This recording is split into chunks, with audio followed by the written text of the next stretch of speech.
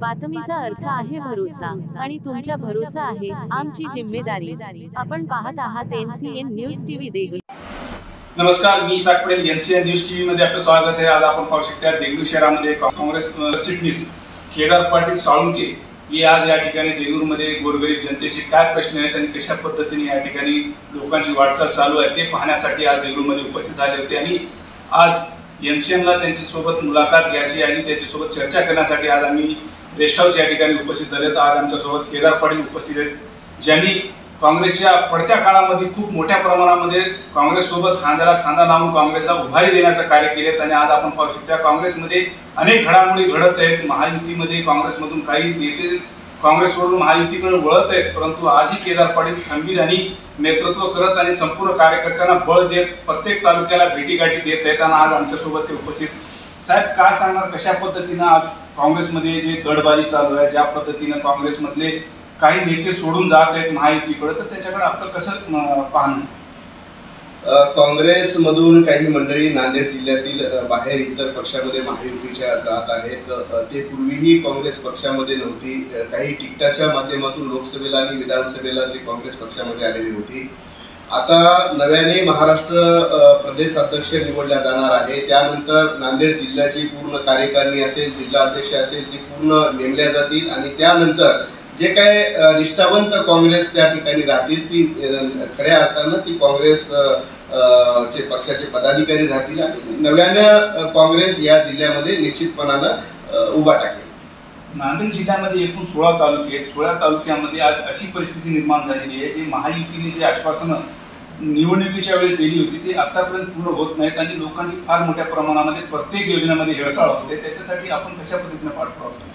आपण जे म्हटलं की महायुतीने इलेक्शनच्या निवडणुकीच्या तोंडावरती भरमसाठ अशी आश्वासनं दिलेली होती। लाडकी बहीण योजना असेल, शेतकऱ्याचं कर्जमाफी असेल किंवा अन्य योजनेच्या माध्यमातून त्यांनी शेतकऱ्यांचे असेल किंवा इतर लोकांची त्यांनी दिशाभूल करण्याचा प्रयत्न केला।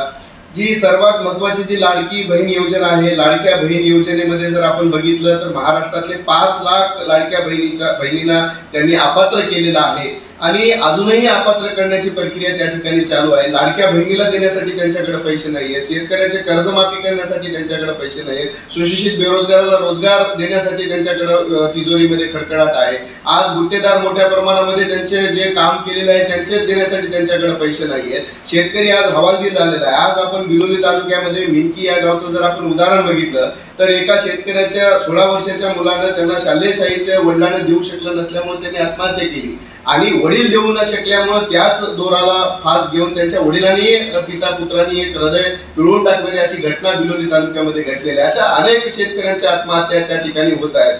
त्यामुळं ह्या ज्या पोकळ आश्वासनं त्यांनी ह्या निवडणुकीच्या माध्यमातून निवडणुकीचा उद्देश साध्य करून देण्यासाठी केलेला आहे, त्यामुळे कुठलीही योजना यापुढे चालू राहते की नाही अशा पद्धतीची परिस्थिती या महाराष्ट्रामध्ये निर्माण झालेली आहे। आतापर्यंत पाहिलं तर महायुतीमध्ये सर्व मोठे नेते सहित छोटे कार्यकर्ते सुद्धा मोठ्या प्रमाणामध्ये जात आहेत आणि जे आता उरलेले जे कार्यकर्ते आहेत त्यांना बळ देण्यासाठी आपण या ठिकाणी काय प्रयत्न करणार आणि त्यांना कशा पद्धतीने बळ देऊन त्यांना पुढाकार घेण्याचं? निश्चितपणानं काँग्रेसमध्ये जी मंडळी राहणार आहे त्यांना नगरपालिका असेल, महानगरपालिका असेल, जिल्हा परिषद असेल किंवा काँग्रेस पक्षाच्या इतर संघटनात्मक पदामध्ये सामावून घेऊन त्यांना बळ देण्याचा आम्ही निश्चितपणानं प्रयत्न या ठिकाणी करणार आहोत। पण दुसरा असा एक महत्त्वाचा विषय आहे की महायुतीच्या जे आज निर्माण झालेली परिस्थिती जर आपण बघितली, बीडचं प्रकरण बघितलं, परभणीचं प्रकरण बघितलं, परभणीला सोमनाथ सूर्यवंशीला पोलीस कस्टडीमध्ये मारण्यात आलं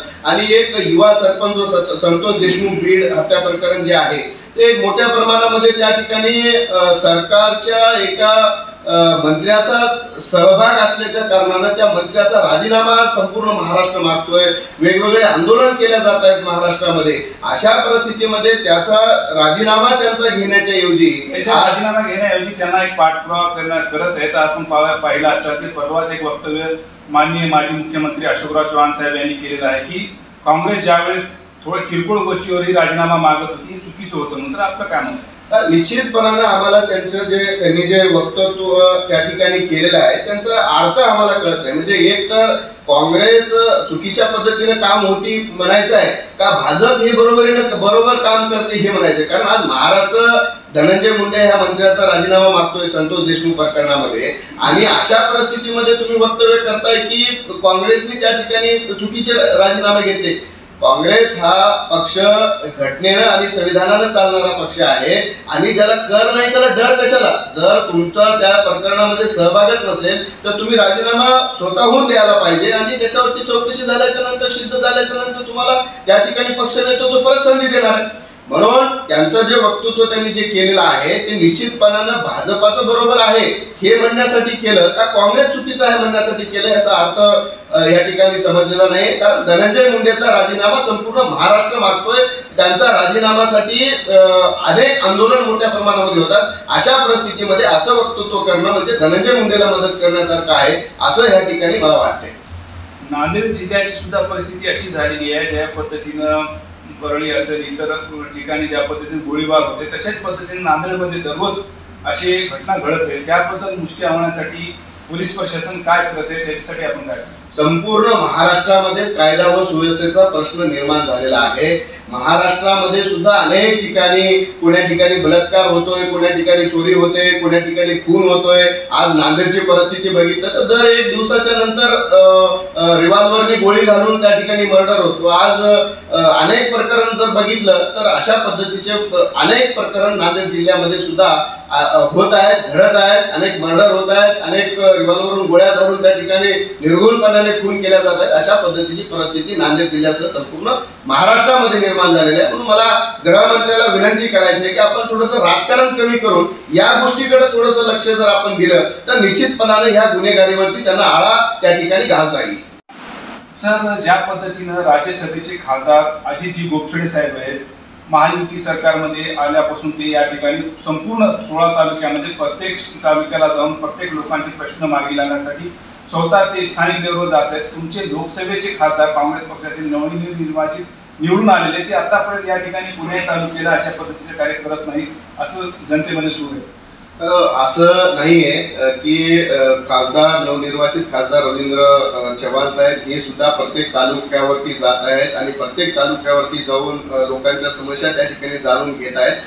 देगलूर येथे आलेले नसतील, कदाचित ते येऊनही गेले असतील, आणि येणाऱ्या कालावधीमध्ये ते प्रत्येक तालुक्यामध्ये दौरा करणार आहेत, प्रत्येक जिल्हा परिषद सर्कलवरती जाणार आहे, पंचायत समिती गणावरती जाणार आहे, आणि गाव पातळीपासून ते जिल्हा पातळीपर्यंत वसंतरावजी चव्हाण साहेबांचे चिरंजीव रवींद्र चव्हाण हे आपल्या भागाचे खासदार आहेत. आणि निश्चितपणानं सर्वसामान्य तरुण, शेतकरी, सुशिक्षित, बेरोजगार, महिला या सर्वांचे प्रश्न समजून घेऊन लोकसभेमध्ये निश्चितपणानं मांडण्याचं काम येणाऱ्या कालावधीमध्ये ते करणार आहे.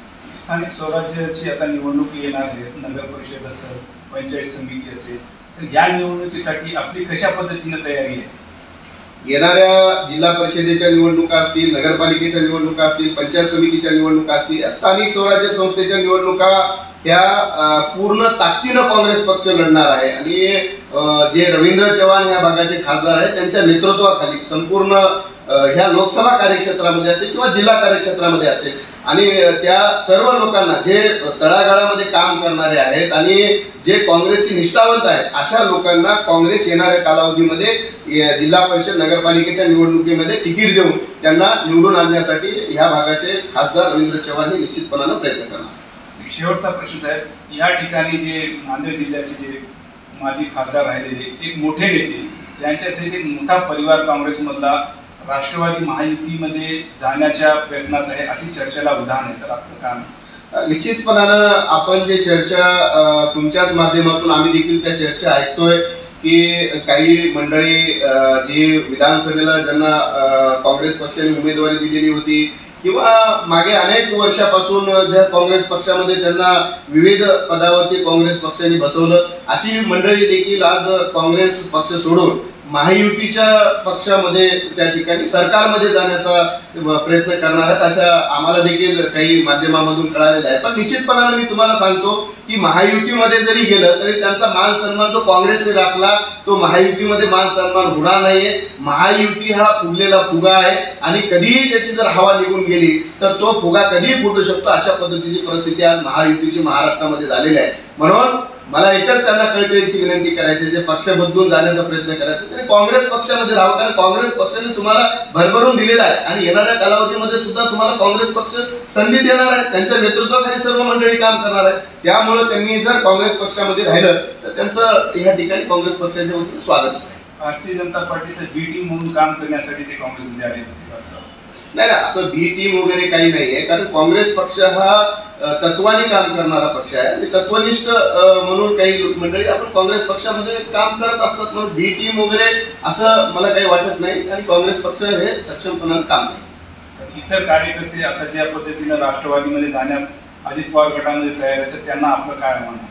माझं एवढंच म्हणणं आहे की महायुती जरी असेल तरी त्या ठिकाणी गेल्याच्या नंतर तुमचा काँग्रेसनं जो मान सन्मान राखलेला आहे तो त्या पक्षामध्ये मान सन्मान होईल असं मला वाटत नाही.